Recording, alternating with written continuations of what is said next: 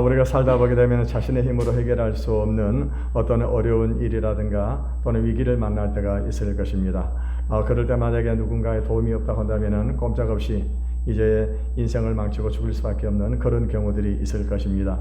예를 들게 되면 사업을 하던 그런 사람이 이 부도가 났는데 자기 힘으로는 갚을 수가 없는 그런 어마어마한 빚을 지게 된다거나 아니면 또 불치의 질병에 걸려가지고 나날이 고통스러운 삶을 살아가는 그런 사람들도 있을 것입니다.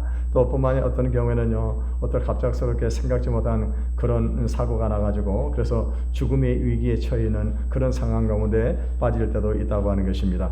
그럴 때 누군가가 나타나가지고 그 위기에서 그 사람을 구원을 해준다거나 아니면 또 그 불치의 질병을 최신식 현대 시설을 갖추고 있는 병원에 데리고 가가지고 그 사람을 치료를 해준다거나 아니면은 사업해가지고 이렇게 망했는데 이 돈을 다시 대주면서 한번 일어서 보라고 만약에 그렇게 도움을 준다고 한다면은 우리는 그런 사람들에 대해서 평생 잊지를 못하게 될 것입니다.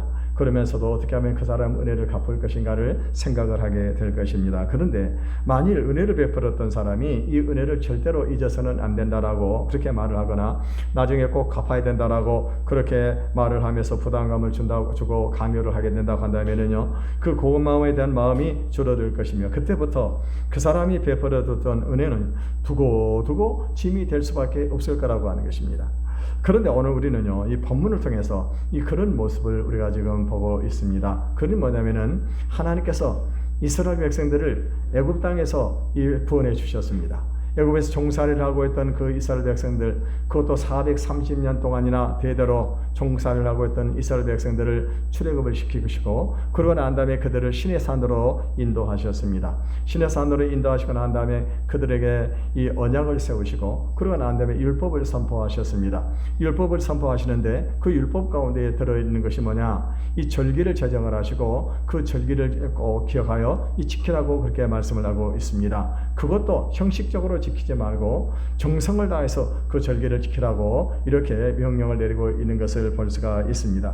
사실 여러분, 우리들도 때로는요, 어려움에 처해 있는 그런 사람을 우리가 도와줄 수가 있을 것입니다. 그럴 때 우리가 그 사람에게 도움을 주면서 그 사람이 어떤 도움을 가지고 다른 사람들에게 자랑을 한다거나 아니면은 도움을 받았던 사람에게 부담을 주는 그런 사람은 그리 많지 않을 거라고 하는 것입니다. 그런데 하나님께서는요, 이스라엘 백성들에게 하나님의 은혜를 잊지 않도록 하기 위해서 이 절기를 정하시고 1년에 3차례씩 반드시 이것을 지키라고 말씀을 하고 있습니다. 도대체 그 이유가 무엇이냐고 하는 것입니다.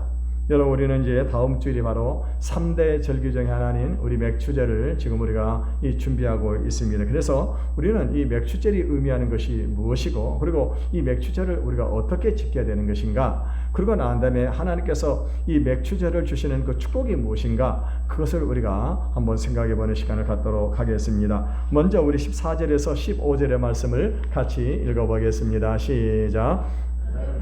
세 번 절기를 지킬지니라. 너는 무교병의 절기를 지키라. 내가 내게 명령한 대로 아비벌에 정한 때에 이래 동안 무교병을 먹을지니 이는 그날에 내가 애굽에서 나왔음이라. 빈손으로 내 앞에 나오지 말지니라. 오늘 하나님께서는 이스라엘 백성들에게요, 1년에 3차례 걸쳐가지고 이 반드시 절기를 지키라 이렇게 명령을 내리고 있습니다. 그 첫 번째 절기가 무엇입니까? 그것은 바로 이 무교절이라고 하는 절기입니다. 이 다른 말로는 유월절이라고 하는 그런 절기입니다. 이 절기는요, 이스라엘 백성들이 애굽 땅에서 430년 동안 종살이를 하고 있을 때 하나님께서 하나님의 종 모세를 보내셔가지고 그 이스라엘 백성들을 애굽 땅에서 해방을 시켜주었던 그것을 기념하게 지키는 그런 절기라고 하는 것입니다. 사실은요, 이스라엘 나라는 이때부터 존재하게 됐다고 볼 수가 있습니다. 모세는 하나님의 명령을 따라 가지고 이 애굽 땅으로 내려갔습니다. 그러고 난 다음에 바로 왕을 만났습니다. 바로 왕을 만나 가지고 이제 이스라엘 백성들을 해방시키라고 그렇게 하나님의 말씀을 전했습니다. 그랬더니 바로가 뭐라고 합니까? 여호와가 누구인데 내가 그 말을 들으며 이스라엘 백성들을 놓아주냐고 그렇게 말을 하게 되는 것입니다. 그래서 그때부터 이 모세는 어떻게 합니까? 하나님이 주시는 그 어마어마한 능력을 가지고 이 애굽 땅에다 재앙을 내리게 되는데, 이 첫 번째 재앙이 무엇입니까? 애굽의 나일강을 비롯해서 애굽에 있는 모든 강들이 다 피로 변하는 이 어마어마한 그런 기적이 일어나게 된 것입니다. 그래서 이 애굽에 살고 있는 모든 신문들은요, 물을 마시지를 못할 정도로 이 엄청난 재앙이 일어나게 되어졌었습니다. 그럼에도 불구하고 애굽 왕 바로 왕이 그 말을 듣지를 않게 되니까 두 번째는 어떻게 합니까? 개구리 재앙이 일어나게 되어졌는데 애굽 온 땅에 개구리가 전역을 다 덮어버리게 되는 것입니다. 그래서 서민들로부터 시작해서 애굽 왕궁에 이르기까지 온 땅이 개구리로 뒤덮여지는 이 엄청난 재앙이 일어나게 됩니다. 그 다음에 그럼에도 불구하고 이제 이 애굽 왕 바로 왕이 이제 노체를 얻게 되니까 어떤 일이 벌어지게 됩니까? 그대는요, 이의 재앙을 또 내리게 되는 것입니다. 그래가지고 이 이가 너무 득실해가지고, 그래서 왕까지 모든 궁정에 이르기까지 다 모든 백성들이 이로 인해 가지고 고통을 당하게 되는가. 그리고 나니 또 그래도 이 애굽 왕이 이스라엘 백성들을 놓아주지 않게 되니까 이번에는 무엇이 되니까 파리 재앙을 내리게 되는 것이죠. 파리. 그래가지고 이 파리가 온 땅을 덮어버리는 거예요. 그러면서 계속해서 이 10가지 재앙을 내리게 되는데, 그 재앙들이 무엇입니까? 이제는 짐승들이 전염병에 걸려서 죽는 그런 일이 벌어지고, 사람들에게는 각종 악한 독종이 일어나는 그런 일들이 벌어지게 됩니다. 마지막에 9번째 재앙이 뭡니까? 흑암의 재앙이 되는데, 대낮에도 깜깜한 밤이 되는 앞을 보지 못하는 그런 재앙이 내리게 됩니다. 그러고 난 다음에 그럼에도 불구하고 애굽 왕이 정신을 차리지 못하고 이스라엘 백성들을 놓아주지를 않는 것입니다. 그러니까 마지막으로 내린 재앙이 무엇입니까? 그거는 애굽 전역에 걸쳐서 초태생, 사람이든지 짐승이든지 처음 태어난 것은 다 죽는 엄청난 재앙을 내리겠다고 말씀을 하시는 것입니다. 그러면서 이제 모세를 통해 가지고 이스라엘 백성들에게는 이 재앙을 피할 길을 말씀을 해 주셨습니다. 그거는 뭐냐? 아비벌, 지금으로 말하기라면 태양력으로 3, 4월 정도 되게 되는데, 3, 4월 정도에 아비벌 14일 저녁에 미리 양을 준비해놨다가 그날 저녁에 양을 잡는 것입니다. 양을 잡아가지고 그것을 먹는데, 그 피를 가지고 집에 있는 인방이라든가 문설주 같은 데다 다 이것을 바르는 것입니다. 바르게 되면은 어떤 일이 벌어지게 됩니까? 이 6월절에 재앙이 넘어가게 된다고 하는 것입니다. 그리고 그날 저녁에는 무엇을 먹느냐? 이 유교병을 먹는 것이 아니라 이 누룩이 없는 무교병을 먹는 것입니다. 그래서 이 이스라엘 백성들은 어떻게 했습니까? 이 모세를 통해서 주신 하나님의 말씀을 그대로 순종해가지고, 그래서 양을 잡고 그 피를 가지고 설주와 인방에다 바르고, 그리고 무교병을 먹었습니다. 그랬더니 어떤 일이 벌어지게 됩니까? 하나님의 말씀대로 순종했던 이스라엘 백성들에는 재앙이 미치지를 않는 것입니다. 그런데 순종하지 않았던, 하나님의 말씀을 듣고 순종하지 않았던 이 애굽 땅에는 어떤 일이 벌어지게 됩니까? 모든 장자들이 다 죽습니다. 짐승에도 첫 태생은 모두 다 죽습니다. 거기는요, 애굽에 있는 종의 자식으로부터 해가지고 애굽의 왕자까지, 바로 왕의 왕자까지 죽는 이 어마어마한 재앙이 벌어지게 되는 것입니다. 그러니까 결국에는요, 애굽의 바로 왕이 두 손을 들고 항복을 하고, 그리고 난 다음에 이스라엘 백성들을 해방을 시켜 줬다고 하는 것입니다. 그래서 그날 저녁에 이 문설주와 인방에다가 어린 양의 피를 발랐던 그 이스라엘 나라는요, 이스라엘 백성들 어떻게 합니까? 그 재앙이 6월에 넘어갔다. 그래가지고 6월절이라는 그런 이 명절을 지키게 되는 것입니다. 그리고 또 그날 저녁에 이 누룩이 없는 빵을 먹었다고 그래서 무교절이라고 이렇게 부르는 것입니다. 이 6월절은요, 이 예수님이 성만찬을 제정하심으로 인해 가지고 이제 완성이 되셨습니다. 그래서 이제 지금은 우리는 무엇을 지키고 있는 것입니까? 성찬식을 하면서 이 예수님께서 이제 예수님이 다시 재림하시는 그날까지 이 성찬식을 계속하라고 말씀을 하셨기 때문에 우리는요, 지금은 어떻게 해요? 성만찬으로 지금 6월절을 대신을 하고 있는 것입니다. 이 두 번째 지키는 절기가 뭐냐? 그거는요, 다음 주일에 지키게 될 우리 맥주절이라고 하는 것입니다. 16절 상반절을 읽어보겠습니다. 시작. 지키라. 이는 내가 수고하여 밭에 버리는 것에 첫 열매를 거둠이니라. 이 맥추절은 6월절이 지나고 난 다음에, 그러고 난 다음에 7주 후 다음 날입니다. 그러니까 77이 49, 그리고 다음 날이니까 50일. 그래서 이것을 50일째 지키는 날이라 그래서 오순절이라 이렇게 또 다른 이름으로 붙이고 있습니다. 그리고 이 맥추절은 무엇을 하는 날인가? 이스라엘 백성들이 이제 가나안 땅에 들어가 가지고 첫 농사를 짓게 되어질 때, 첫 농사를 짓고 나면은 그때부터 어떻게 합니까? 첫 농사를 짓고 나면 첫 수확을 하게 될 때는, 그때부터는 이 첫 수확을 가지고 가장 좋은 것을 가지고 하나님의 전에다가 바치는 그것이 바로 이 맥추절이라고 하는 것입니다. 그래서 이 첫 수확, 처음 거두었던 이 뭡니까? 곡물을 하나님 앞에 바친다 그래가지고 이것의 이름을 초실절이라 이렇게 부르는 것입니다. 그러니까 이 맥추절을 다른 이름으로 오순절이라고 하기도 하고 초실절이라고 이런 이름이 붙여져 있습니다. 그런데 여러분, 이 오순절날 어떤 역사가 일어났었습니까? 구약에 보게 되면은 이스라엘 백성들이 이제 출애굽을 시키고 난 다음에 이스라엘 백성들을 시내 산으로 전부 다 하나님께서 이 시내 산으로 모게 하시며, 그리고 난 다음에 그곳에서 무엇을 이스라엘 백성들과 언약을 맺으십니다. 그러면서 하나님은 이스라엘 하나님이 되실 것이고 이스라엘 백성들 하나님의 백성이 되게 해주실 것이라고 언약을 맺으시게 되는 것입니다. 그러면서 그때부터는요, 하나님이 이스라엘 백성들이 언약을 맺으시면 그 율법을 지키기만 하면은 하나님께서 어떻게 하신다고요? 그들을 보호하시고 책임을 지시겠다고 약속을 하시는 것입니다. 그러면서 주신 그 약속이 무엇입니까? 그것이 바로 이 절기의 율법과 이 절기의 제도를 하나님께서 정을 하셨다고 하는 것입니다. 그런데요, 이 신약 성경에 보게 되면은 이 오순절에 어떤 역사가 일어났었습니까? 하나님께서 성령을 보내주셨습니다. 그래서 그 신약 성경에서 보게 되면은 이 오순절에 성령의 강림을 하셨기 때문에, 그래서 우리가 또 성령 강림절로도 이것을 지키고 있습니다. 이 맥추절은 하나님과 언약이 체결된 날이고 성령이 오신 날이라고 하는 것입니다. 그래서 이 풍성한 영혼이 하나님 앞으로 출세된 그런 날입니다. 만약에 하나님의 언약의 돌비가 없었다라고 한다면은요, 아마도 그들은 구원을 받았지만은 하나님의 백성이라고 하는 증거가 없었을 것입니다. 마찬가지로 신약 시도도 마찬가지입니다. 우리가요, 하나님의 은혜로 구원을 받았습니다만은 성령을 받지 못했다고 한다면은요, 오늘 여기는 우리 교회가 사람들의 모임인지 아니면 하나님의 백성들의 모임인지 이것을 알 수가 없을 거라고 하는 것입니다. 그래서 이 오순절은 우리의 구원을 다시 한번 인치는 날입니다. 세 번째 절기가 무엇인가? 수장절입니다. 다른 말로는 장막절이라고 그러는데 16절 하반절부터 우리 17절까지 읽어보겠습니다. 시작. 수장절을 지키라. 이는 내가 수고하여 이룬 것을 연말에 밭에서부터 거두어 저장함이라. 내 모든 남자는 매년 3번씩 여호와께 보일지니라. 이 수장절은 다른 말로는 장막절이라고 이렇게 하게 되는데, 이 수장절은 없습니까? 가을거지가 다 끝나고 난 다음에, 그리고 하나님께 감사하는 절기가 바로 이 수장절인 것입니다. 그래서 이스라엘 백성들은요, 이 수장절을 지킬 때 어떻게 지키는가? 이 이스라엘 백성들이 광야에서 40년 동안 생활했던 것을 기념하기 위해서 이 장막을 밖에 나가서 장막을 지어놓고, 그러고 난 다음에 거기서 생활하게 되는 것입니다.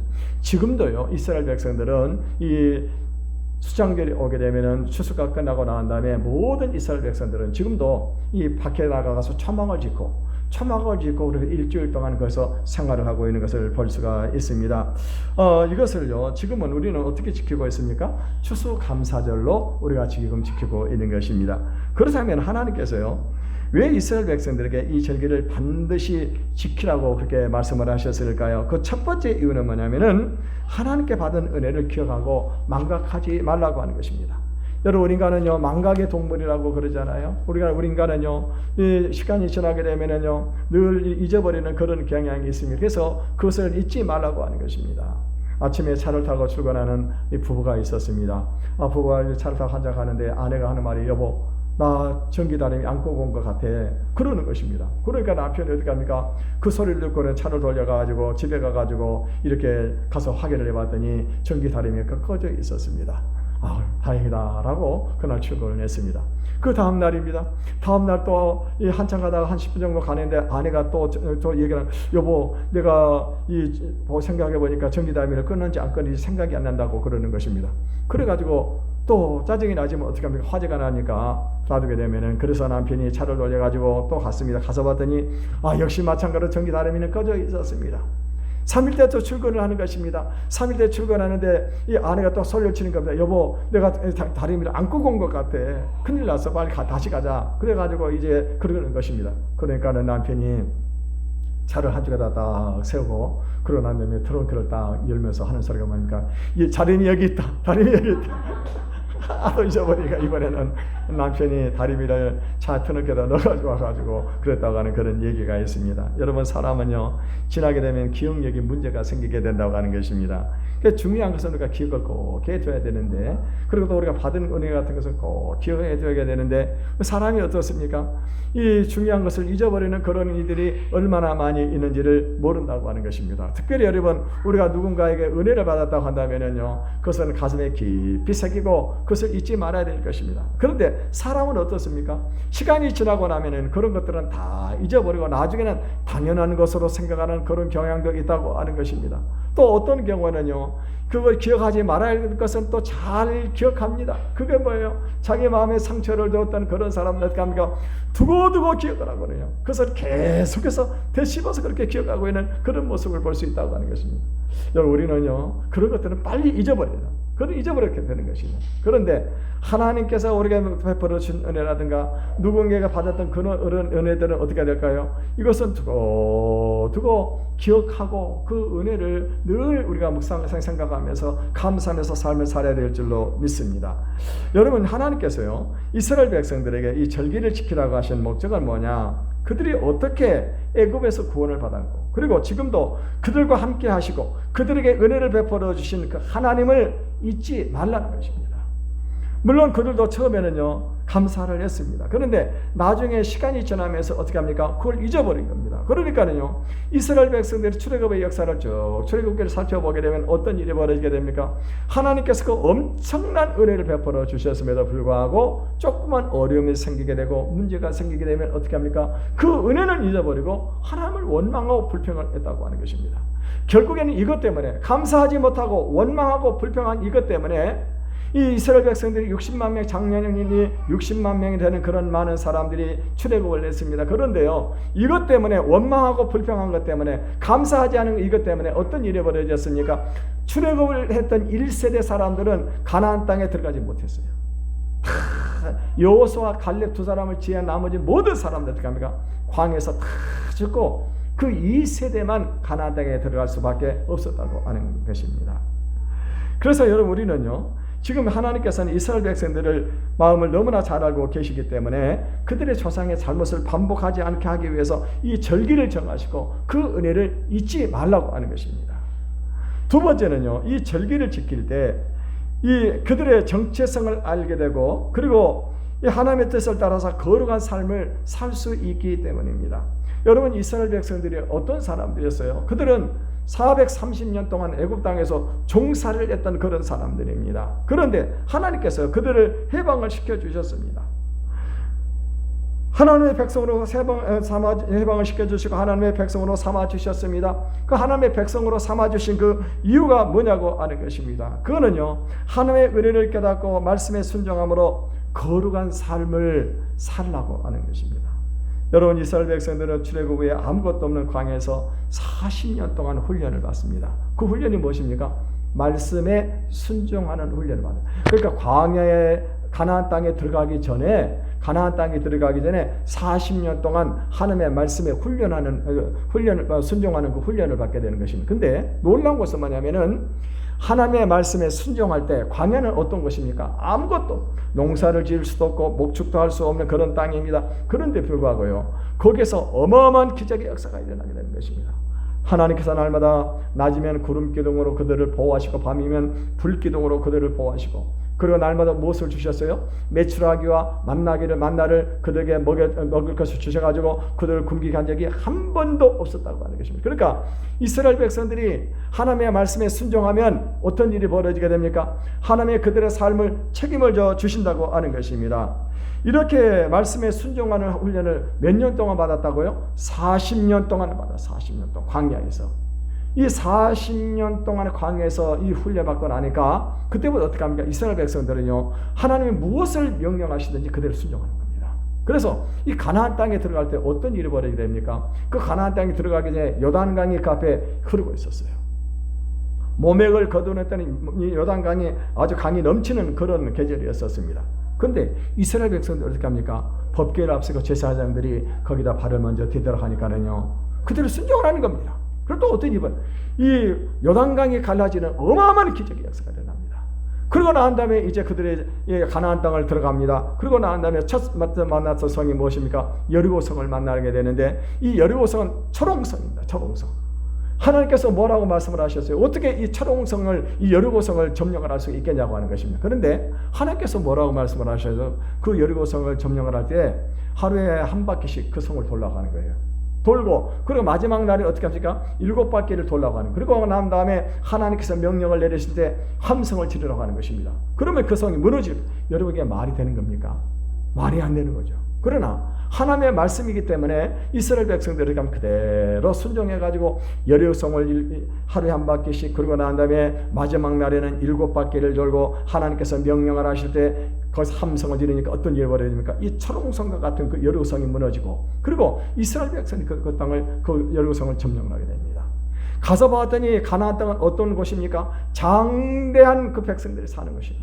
키가 크고 아주 잘 먹는 그런 사람들이기 때문에 이스라엘 백성들이 스스로 봤을 때 자기는 메뚜기와 같다고 그랬었어요. 그 정도로 연약한 그런 백성들이었는데, 그럼에도 불구하고 어떻게 하십니까? 하나님께서 그 가나안 땅을 어떻게 합니까? 완전히 이스라엘 백성들이 차지하게끔 만들어 주셨다고 하는 것입니다. 여러분요, 지금 이스라엘 백성 하나님께서 왜 가나안 땅에 들어가게 살게 하셨을까요? 그 이유는 뭐냐? 죄악과 음란으로 더러워진 그 땅에 하나님의 거룩한 백성들이 들어가서 그 땅을 청소를 하라고 하는 것입니다. 거룩한 하나님의 나라로 다시 회복을 시키라고 하는 것입니다. 근데요, 이 가나안 족속들이 가지고 있는 풍습이 어떤 놈입니까? 우상을 숭배하고 음란하고 더러운 짓을 하는 것입니다. 심지어 이제 19절 하반절에 보게 되면은 염소 새끼를 어미 제자 삶아가지고, 그래가지고 그것을 어떻게 합니까? 그 고기를 먹고 거기에 있는 국물은 어떻게 합니까? 이 밭에다 뿌리게 되면은 다음에 농사를 잘 지닌다고 하는 그런 미신적인 마술적인 그런 아주 그런 악한 우상 숭배를 하는 그런 족속이었다고 하는 것입니다. 그래서 하나님께서는요, 이제 이스라엘 백성들 어떻게 합니까? 이스라엘 백성들이 그 땅에 들어가가지고 거룩한 하나님의 백성으로 살라, 하나님의 말씀을 따라서 순종하는 그런 백성들이 되라고 하는 것입니다. 사실 여러분, 우리는요, 구약시대를 사는 것도 아니고 우리 가운데 농사를 짓는 사람은 한 사람도 없습니다. 더욱이 우리가 산 땅은 팔레스타인 땅이 아니고 우리는 대한민국에서 살고 있습니다. 그런데 우리가 왜 이와 같은 절기를 지켜야 되냐고 하는 것입니다. 여러분, 이것도 마찬가지입니다. 그건 뭐냐? 하나님께서 우리에게 베풀어 주신 이 구원의 은혜를 잊지 말라고 하는 거예요. 여러분, 우리는 어떤 사람들이었습니까? 마치 이스라엘 백성들이 애굽에서 430년 동안 종사를 하는 사람들처럼 우리는 세상에 얽매여가지고 종로로 살아왔었습니다. 돈의 노예가 되어서 살고, 그래서 돈밖에 모르고 권력의 노예가 되어가지고 살고, 그 다음에 어떻게 하면 명예의 노예, 어떤 이 정욕의 노예가 되어서 우리는 인생을 살아왔다고 하는 것입니다. 그런데 하나님께서 우리를 어떻게 하셨어요? 예수 그리스도를, 그 아들 예수 그리스도를 보내주셔가지고 우리 죄를 대신해서 우리 죄값을 대속하게 하시고, 그리고 우리의 모든 죄를 용서하시고 우리를 하나님의 자녀로 만들어 주셨습니다. 뿐만이 아닙니다. 하나님께서는요, 우리에게 날마다 입을 것과 먹을 것을 다 책임을 져주시고, 뿐만이 아니라 직장도 주시고, 그리고 일터도 주시고, 또 우리 가정을 주시고, 우리 자녀들을 주셔가지고 하나님께서 우리 삶을 지금 책임을 지고 계신다고 하는 것입니다. 그래서 이제는 우리가요, 이 하나님의 은혜로 이 세상에서 해방이 되어서 이제는요, 자유의 몸이 되었고 영원한 생명을 우리가 얻게 되었습니다. 이제 우리는 먹을 것, 입을 것을 걱정할 필요가 없어요. 왜냐? 예수님께서 하시는 말씀은 공중의 새를 보라, 들의 백합을 보라고 하는 것입니다. 그들이 일하지 않고 수고하지 않음에도 불구하고 그들이 먹고 살지 않느냐고 하는 거예요.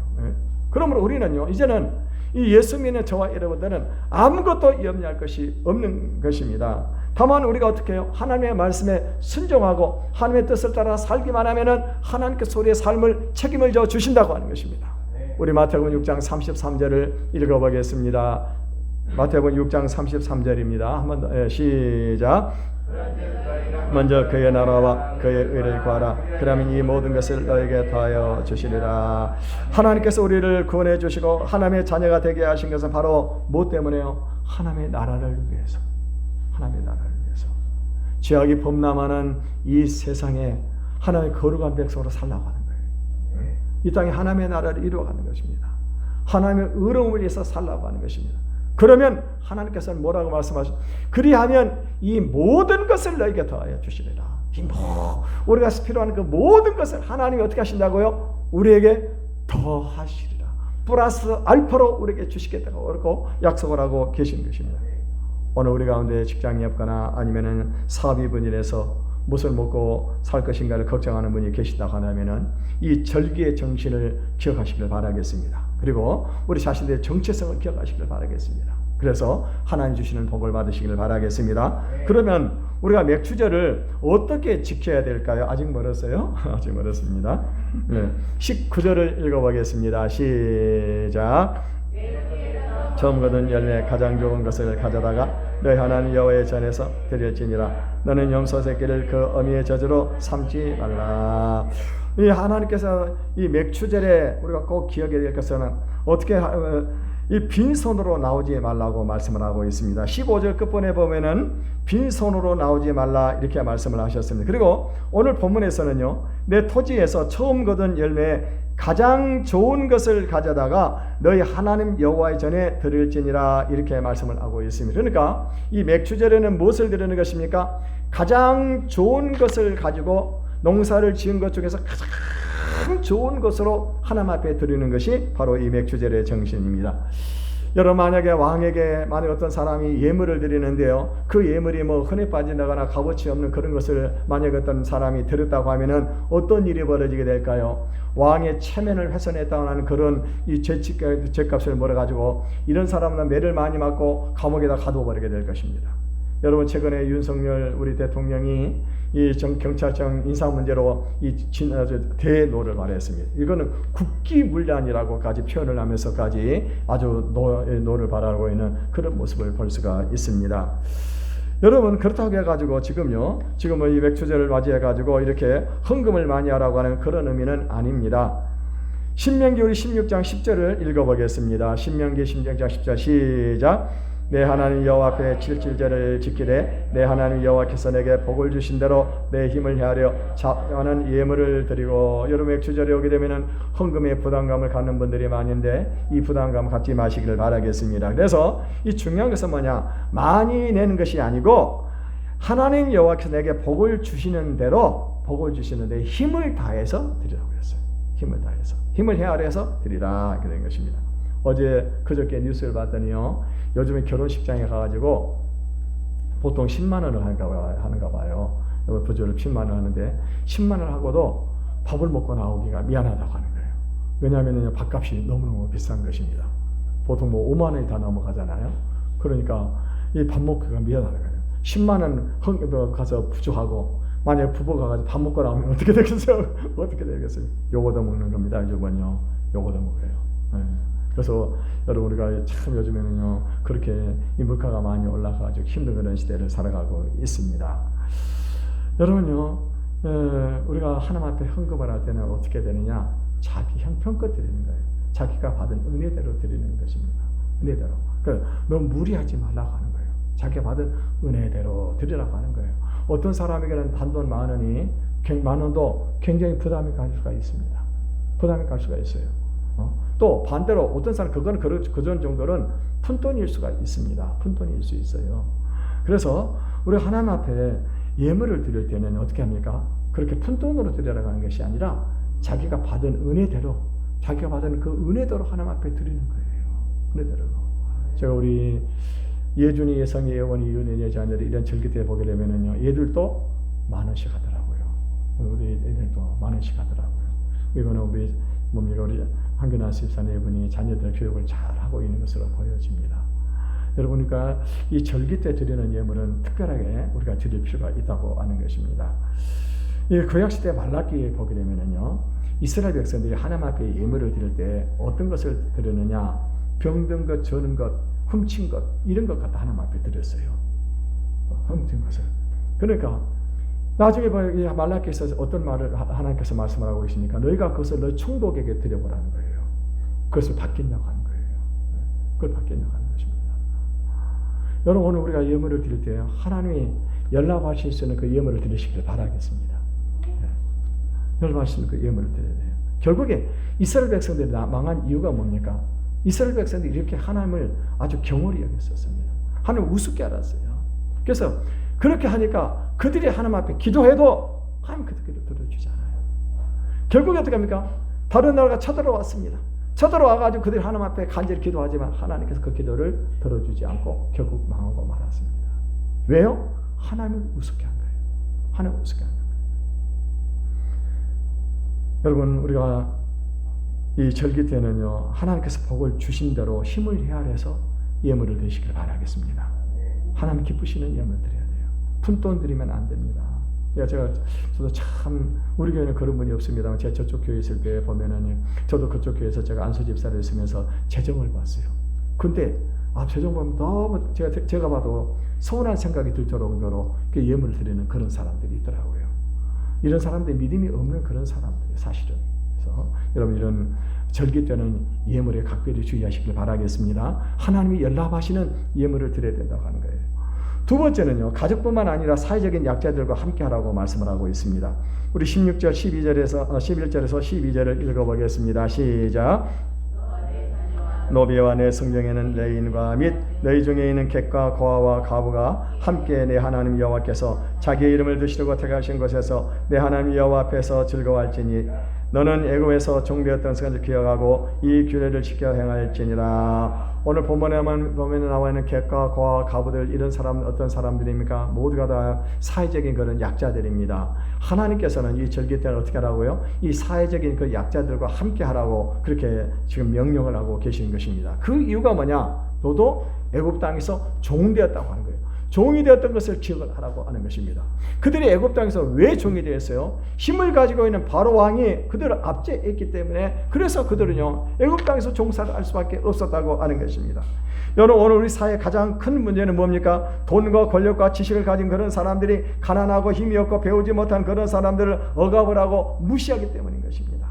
여러분, 우리는요 더불어 살아가야 되는 것입니다. 가진 자들은 더 많은 것을 차지하러 갈 것이 아니라 가난한 자들과 함께 그것을 나눠야 되는 것이고요. 힘을 가진 그런 사람은 어떻게 합니까? 약자들의 보호자가 되어줘야 된다고 하는 것입니다. 지식을 가진 그런 사람은 어떻게 배우지 못한 그런 사람들의 눈이 되어줘야 한다고 하는 것입니다. 그럴 때 이 세상에 하나님의 나라가 이루어지기 때문입니다. 그러므로 이 하나님께서는 이스라엘 백성들이 애굽에서 종살이했던 것을 이를 잊지 말고 사회적인 약자들하고 함께하라고 명령을 내리고 있습니다. 그러면 하나님께서 이 절기를 지키는 이 백성들에게 어떤 축복을 주실까요? 출애굽기 34장 24절을 읽어보겠습니다. 시작. 쫓아내고 내 지경을 넓히리니 내가 매년씩 여호와 내 하나님을 뵈려고 올 때 아무도 내 땅을 탐지하지 못하리라. 첫째는요, 지경을 넓혀주고 땅을 지켜주시겠다고 약속을 하고 있습니다. 여러분, 이스라엘 나라가요, 이 다윗과 솔로몬이 나라를 다스리고 있을 때는 어떤 일이 벌어졌었습니까? 믿음의 왕들이 나라를 다스리고 그랬을 때는요, 이 이스라엘 나라가요 하맛 어귀에서 저 아라바 바다까지 큰 땅을 차지하고 있었습니다. 그리고 다른 나라들이 어떻게 해서 넘보지 못했었습니다. 다른 나라들의 조공을 바치는 그런 나라가 될 수 있었다고 하는 것입니다. 여러분요, 왜 그랬을까요? 하나님이 지켜주셨기 때문입니다. 여러분, 우리의 사업장도 직장도 마찬가지입니다. 사업장도 하나님께서 함께하는 그 사업장은 번영하는 것을 믿으시기를 바라겠습니다. 직장도 마찬가지입니다. 하나님께서 함께하는 그 사람은 어떻게 합니까? 하나님의 지혜를 주시고 능력을 주셔가지고 직장에서 인정을 받게 하시고 앞서갈 수 있게 만든다고 하는 것입니다. 여러분, 우리 가정도 마찬가지입니다. 우리 가정도 하나님께서 함께하는 가정이 행복한 가정이 될 것이고, 하나님께서 함께하는 그 자녀들이 어떻게 합니까? 이 자녀들이 복을 받는 그런 자녀들이 될 수 있다고 하는 것입니다. 두 번째는요, 위기가 올 때 하나님께서 반드시 도와주십니다. 우리 시편 50편 23절을 읽어보겠습니다. 시작. 감사로 제사를 드리는 자가 나를 영화롭게 하나니 그의 행위를 옳게 하는 자에게 내가 하나님의 구원을 보이리라. 감사로 제사를 드리는 그 사람은 어떻게 한다고요? 내가 하나님의 구원을 보이리라. 위기가 왔을 때 반드시 하나님께서 건져 주신다고 하는 것입니다.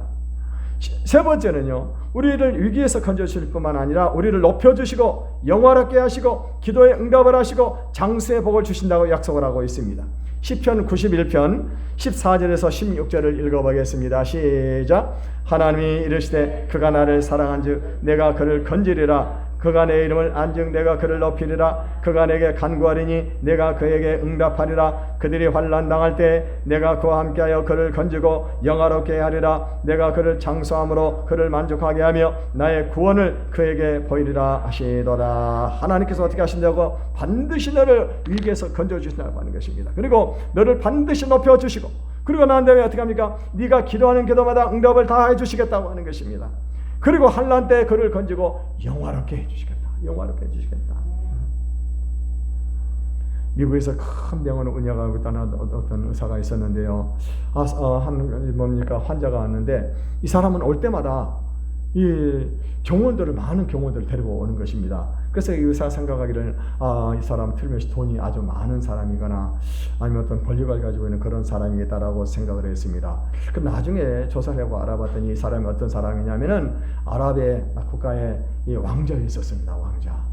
그래서 이 사람의 신분을 알고 난 다음에 의사가 정성을 다해가지고 이 사람을 치료를 해줘가지고 이제 거의 다 낫게 되었습니다. 근데 이 사람이 지금 이 치료를 해받고 다 낫게 되어가니까 고민이 생겼습니다. 이 사람에게 도대체 내가 얼마나 진료비를 청구할까?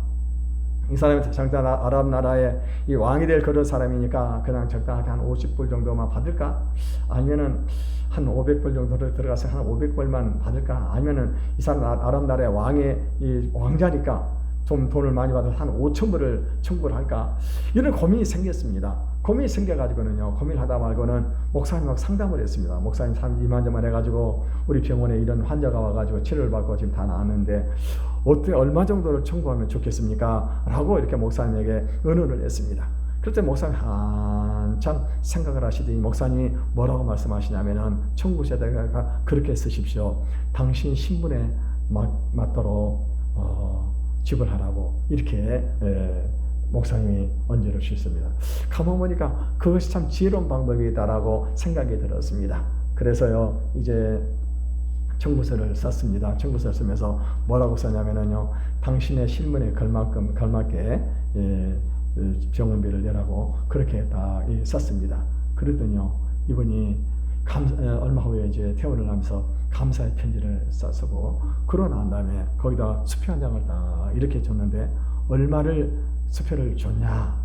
5,000달러도 아니고요, 무려 7만 달러를 수표를 준 거예요. 얼마요? 7만 달러면은 8천만 원, 8천만 원. 8천만 원. 우리는요, 하나님으로부터 너무나 많은 은혜를 입고 살아가고 있습니다. 우리 예수님의 피값으로 제 용서를 받고 하나님의 자녀가 되었고, 그리고 이제 이 세상에서 어떻게 합니까? 이 영생을 얻었기 때문에 천국을 맛보고 누리고 살아가고 있습니다. 날마다 우리는요, 하나님의 은혜를 입고 살아가고 있다고 하는 것입니다. 지난 6개월 동안에도 우리 하나님께서 베풀어 주신 은혜가 얼마나 큰 은혜를 우리에게 베풀어 주셨습니까? 또 그 은혜가 다 각기 다를 거라고 하는 것입니다. 이 맥주제를 우리가 준비하면서 이 맥주제의 정신을 기억하시기를 바라겠습니다. 그래서 우리가 받은 은혜대로 하나님께 감사함으로 하나님이 약속하신 이 축복의 주인공이 되시기를 주님의 이름으로 축원을 드리겠습니다. 우리 찬양함과 부르고 기도하는 시간을 갖겠습니다.